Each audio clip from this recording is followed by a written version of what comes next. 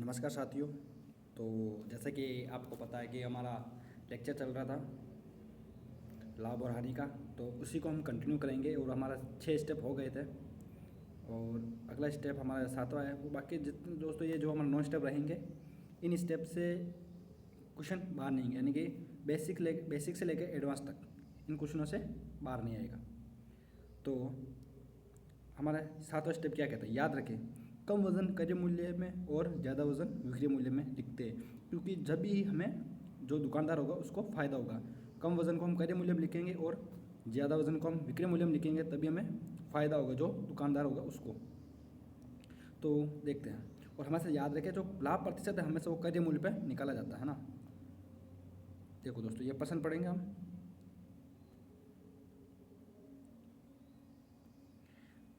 एक बेईमान दुकानदार कहता है कि वह अपने सामान को क्रय मूल्य पर बेचता है, लेकिन गलत बाट का प्रयोग करके वह 1 केजी के स्थान पर 800 ग्राम वजन का प्रयोग करता है। तो दुकानदार को कितने प्रतिशत लाभ हुआ? यानी कि दोस्तों देखिए, मान लीजिए ये क्रय मूल्य क्या दोस्तों,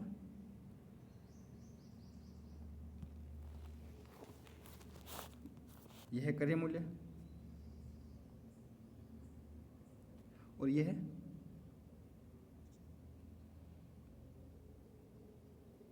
विक्रय मूल्य, ठीक है ना। तो क्रय मूल्य कितना होगा, जैसे कि हमें वो चीज़ कितने की पड़ रही है, 800 रुपये की। हम मानेंगे कि हर 1 ग्राम कितने का है, 1 रुपये का मानेंगे। हम बेच कितने रहे, 800 रुपये। और हम पैसे यानी 800 ग्राम तो हम बेच रहे, लेकिन हमें पता 800 ग्राम, लेकिन अगर हम पैसे कितने के लेंगे, 1000 ग्राम का। कितने के, 1000 ग्राम के हम पैसे लेंगे। तो दोस्तों कोई चीज़ हमने 800 रुपये की है और हमने उसको 1000 रुपये बेचा, तो कितने का लाभ हो रहा है, 200 का। कितने का लाभ हो रहा है दोस्तों, 200 का लाभ हो रहा है। तो अब हमें इसमें प्रतिशत में निकालना है कि ये प्रतिशत लाभ में कितना होगा, ठीक है ना दोस्तों। तो देखिए, और हमेशा पता है आपको कि हमेशा लाभ या हानि हमेशा क्रय मूल्य पर निकाल। क्रय मूल्य कितना हमारा, 800 रुपये, ये रहा 800 रुपये।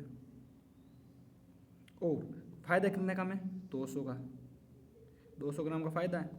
और प्रतिशत में निकालना है इसके लिए इंटू 100, यानी 100 से गुणा कर देंगे। तो 2 0 से 2 0, 2 1 2, 2 दूनी 4। अच्छा, कितना है अपने पास, 100/4। कितना है दोस्तों, 100/4।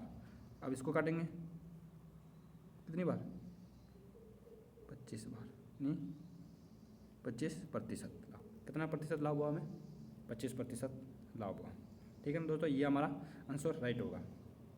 अगला क्वेश्चन, अगला क्वेश्चन क्या है, स्टेप नंबर 8, ठीक है ना दोस्तों।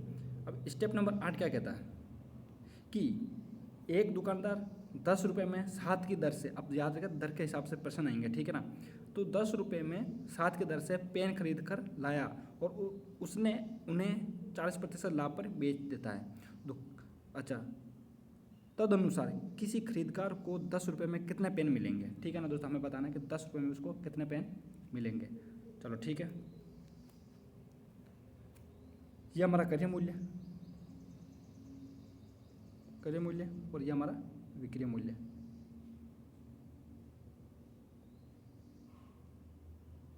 ये हो गया हमारा विक्रय मूल्य। अच्छा, क्रय मूल्य कितना हमारा, हम मानेंगे 100। और लाभ कितना हो रहा, 40% का, यानी कि 100 का 40 कितना है, 40। तो लाभ हो रहा 40, यानी कि उसको कितना बेचेंगे हम 40 में, ठीक है ना दोस्तों। यानी कि 100 बराबर 10 यानी 10 रुपये से 7 की दर से, तो ये हमारा 10/7, ठीक है ना, ये है। अच्छा, तो ये क्या है हमारे पास, ये दोस्तों हो गया कि 10 की दर से हमने 10 रुपये की दर से 7 बेचे, 100 के हिसाब से, क्रय मूल्य के हिसाब से, ठीक है। तो 1 बराबर कितना हो जाएगा, 10/7, ये 100 नीचे चला जाएगा। और हमें लाभ कितने का हो रहा है, 140। ये हो गया 140। अब काट दो, कितना था 7 एकम 7, 7 दूनी 14, यानी इधर तो आ गया 20, ये 1 0 से ये 1 0, ये फिर से 1 0 से 1 0, यानी कितना है 2/1। कितना है 2/1, यानी कि 2 रुपये की दर से एक वस्तु बेचेंगे हम। ये क्या है रुपया और ये क्या है दर वस्तु, ठीक है ना। तो बताओ 10 रुपये में कितनी वस्तु आएगी, 10 रुपये में 5 वस्तु आएगी। कितनी आएगी दोस्तों 10 रुपये में 5 वस्तु है। कितनी आएगी दोस्तों 10 रुपये में 5 वस्तु आएगी। लेकिन उसने बोला कि 10 रुपये में कितने पेन मिले, कितने मिले होंगे दोस्तों 5, ठीक है ना। और ये ऑप्शन में 2 केस, ये ऑप्शन में 2 क्या है, तो इसमें 2 रुपये की दर से एक पेन मिल रहा है, तो कौन सा आएगा बी ऑप्शन, ठीक है ना। और इसी के साथ हम अब अगला स्टेप देखेंगे।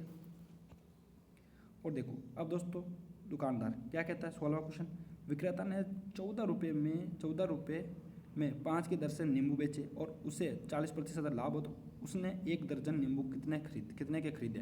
तो दोस्तों मैं चाहता हूँ ये इसका जवाब आप देवे, ठीक है ना दोस्तों, इसका जवाब आप देवे, कमेंट में ज़रूर बतावे कि इसका आंसर क्या होगा। बिल्कुल सेम टू सेम वैसा का वैसा है, कुछ भी ऊपर नीचे नहीं होगा, ठीक है ना। तो अगला स्टेप देखें, अगला स्टेप क्या था, स्टेप नंबर 9। स्टेप नंबर 9 क्या कहता है दोस्तों, 2 वस्तुओं का विक्रय मूल्य समान है, एक वस्तु को 20% हानि और दूसरी वस्तु को 20% लाभ होता है तथा दोनों की कुल लागत 4000 है, तो पहली वस्तु की लागत ज्ञात कीजिए। क्या करना है हमें, पहली वस्तु की लागत ज्ञात करना है। तो देखो दोस्तों इसके लिए हमें क्या करना पड़ेगा, दोनों वस्तुओं को बराबर रख के करना पड़ेगा। जैसे कि ये मान लो फर्स्ट वस्तु है, ठीक है ना। अच्छा इस पे हमें फर्स्ट वस्तु पे कितना लाभ हो रहा है, 20% की हानि। कितनी हो रही है 20% की हानि। अगर 100 का 20% कितना होगा 20 होगा, यानी कि हम कितने में बेच रहे हैं 80% में। कितने में बेच रहे हैं हम 80% में बेच रहे हैं, ठीक है। बराबर सेकंड वस्तु क्या है, ठीक है, सेकंड वस्तु है, उस पर हम हो रहा है 20% का लाभ। 100 का 20 होता है, तो यानी कि हम उसको कितने में बेचेंगे 20% में, 120% में उसको हम बेच देंगे, ठीक है। अब निकालो हमें अनुपात निकालो, 1 0 से 1 0,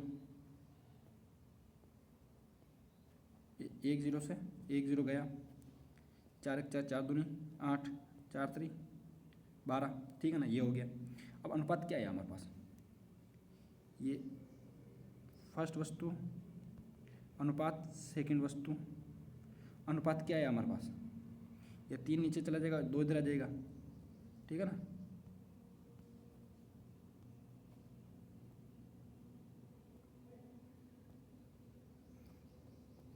ठीक है ना, तो ये 3 इधर आ जाएगा और 2 इधर चला जाएगा, यानी कि 3:2। कितना है 3:2 लाभ होता है तथा दोनों की कुल लागत कितनी 4000 है। तो पहली वस्तु की लागत क्या है, यानी कि दोनों की लागत है 4000। कितनी है 4000, तो हमारे ये दोनों अनुपात कितना हो जाएगा 5, यानी कि 5 की वैल्यू है 4000, तो हमें निकालनी है 3 की वैल्यू, हमें निकालनी है 3 की वैल्यू। तो 5 एकम 5 5 8 40, यानी कितना आएगा 800, यानी 1 रुपये, 1 का मान कितना 800, तो 3 का मान 2400। अगर 1 का मान 800 है तो 3 का मान कितना आएगा 2400। अच्छा 2 का मान कितना आएगा 1600 और 2400 कितना हो गया 4000, तो यानी कि हमारा कौन सा आंसर सही है, यानी हमें पूछा है कि पहली वस्तु की लागत, पहली वस्तु यानी 3 का मान निकाल 2400, तो 2400 उत्तर। आई होप ये वीडियो आपको पसंद आया होगा दोस्तों। तो इसी के साथ हम अलविदा करते हुए इस चैप्टर को, और अगला नया चैप्टर आएगा हमारा जिसके हम बात करेंगे, और 2 दिन बाद वो चैप्टर भी हम अपलोड कर देंगे। तो आप इस जो क्वेश्चन हमने घर के लिए दिया उसको कमेंट में जरूर जवाब दें। जय हिंद जय भारत।